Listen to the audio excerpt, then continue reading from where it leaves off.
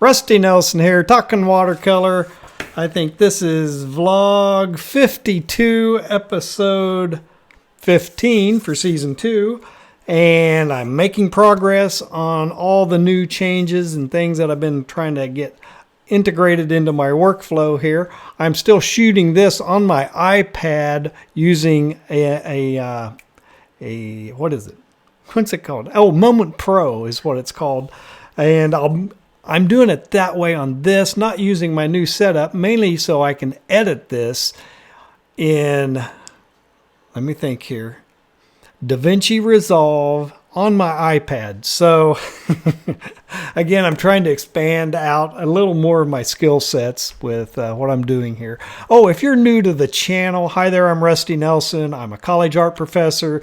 Started doing this channel about 1 year and 4 months ago now. So making some progress on getting a lot of good beginner content for both watercolor and drawing out there. And wow, yeah, I can't believe it's been that long already. And just recently had some catastrophes a couple weeks ago, upgrading equipment. So I'm testing out a whole bunch of new software and processes and making sure that all of my new equipment communicates and works together. So I have been doing some serious crunching in YouTube myself, watching tutorials on what's best to do or how to do it with what I have decided to do.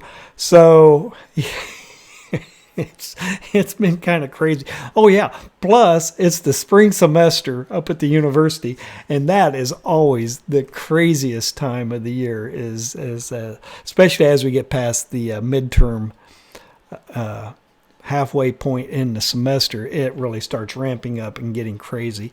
And then we have some personal things going on in life that is also throwing a state of confusion and frustration into the mix as well. So, but I'm working on it. We're gonna work our way through it one day at a time. So anyway, my last post on Saturday was a line art and watercolor wash process and technique that is very much a foolproof technique. So if you haven't seen it yet, go check for it. It's actually doing really well. I'm surprised. Some of my best tutorials so far have been based around drawing and drawing figures or faces. So it's nice to see a watercolor tutorial pop off for a change. So I have probably, it's closing in on 14,000 views in 2 days. So it's doing really well. So, you know, and I was talking with one of my students in class the other morning.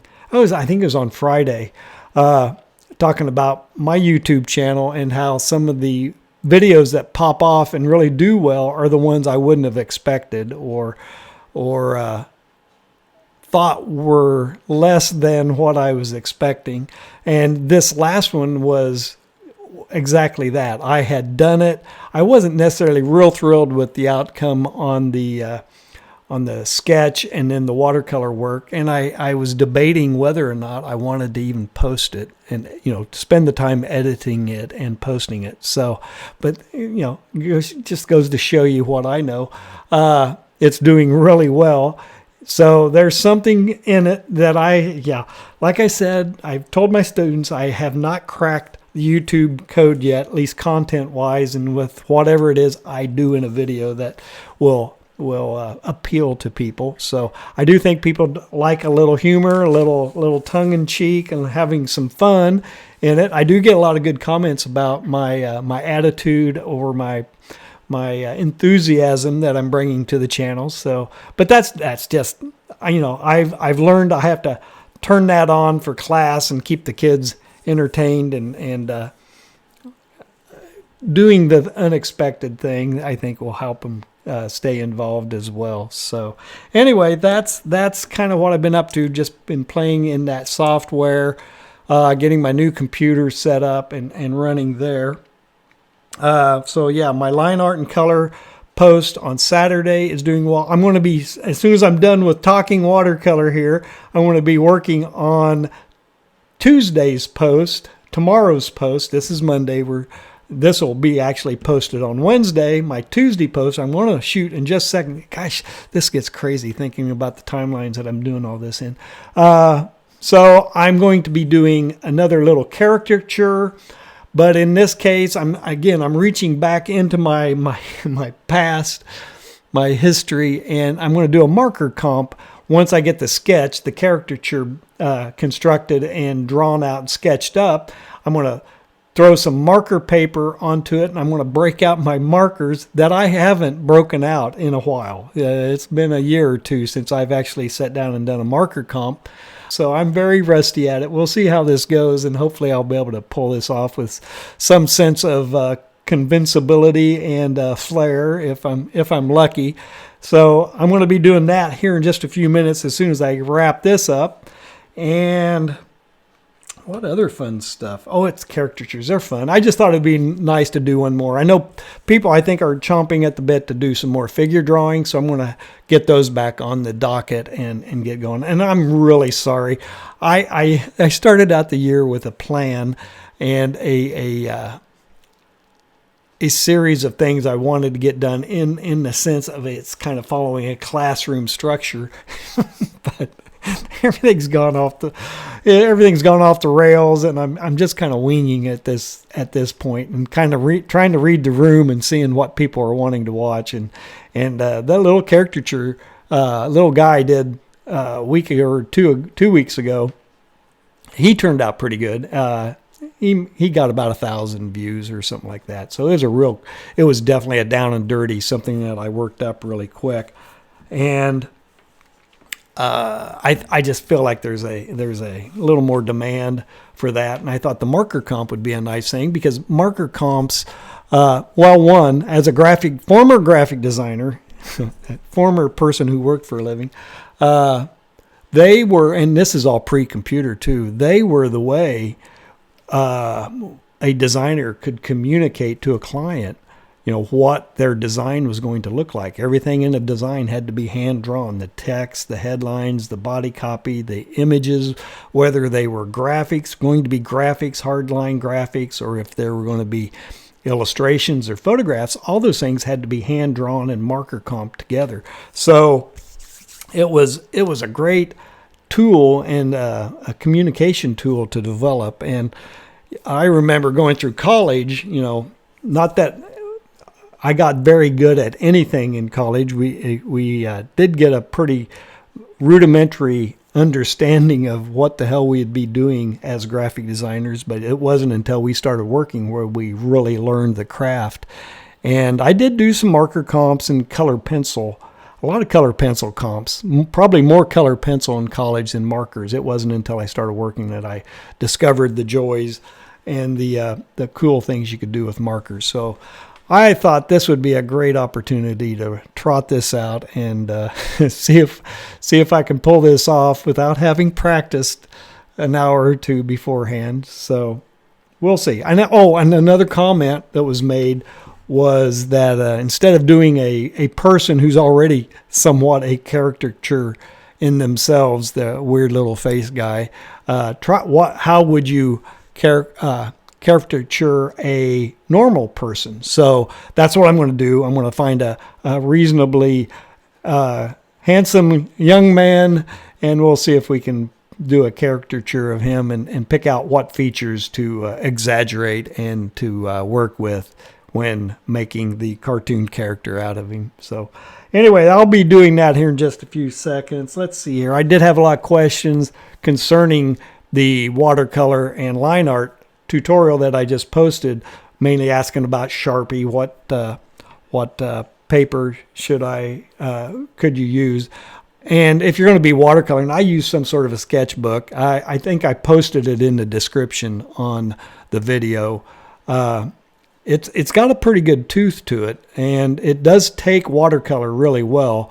And I did notice when I was drawing with the Sharpie, and I drew with the Sharpie mainly because it doesn't reactivate when you add water to it. It stays where you put it. But I did notice as I was drawing, I must have had a fairly fresh Sharpie.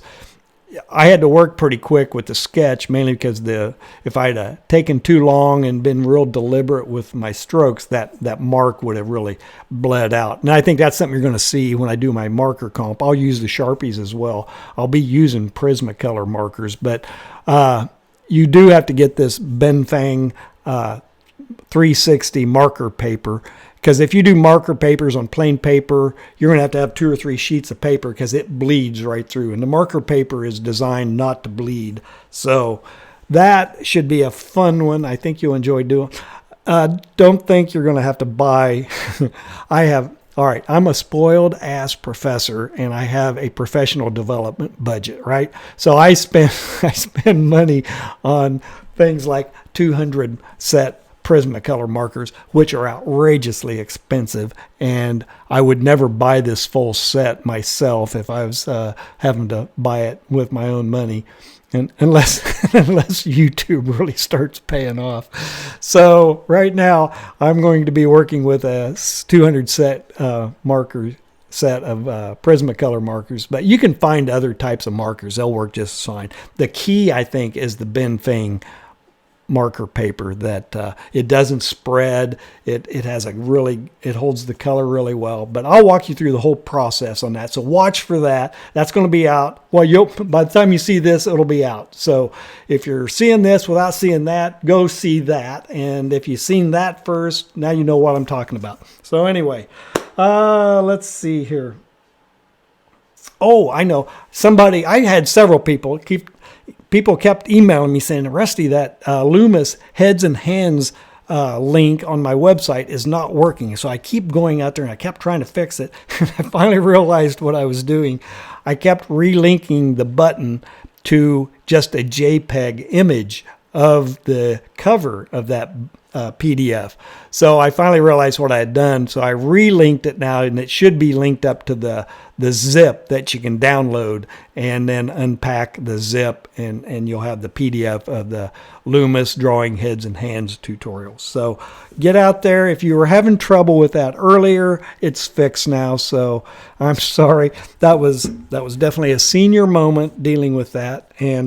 But otherwise, watch my next little tutorial that I'm going to do of the caricature. I'm going to try my setup that I'm going to be using to stream ultimately to YouTube, but I'm going to use it to record the tutorial, because there's some really cool features in it. You're going to see some nice fancy transitions that I can just click a button and it transitions from one camera to the other. So that's kind of cool, that I don't have to punch a button here on my phone, punch a button on my iPad, and I've got my iPad hooked up to a little secondary screen so I can see myself and make sure I'm in screen properly, because I'm filming with the rear facing camera.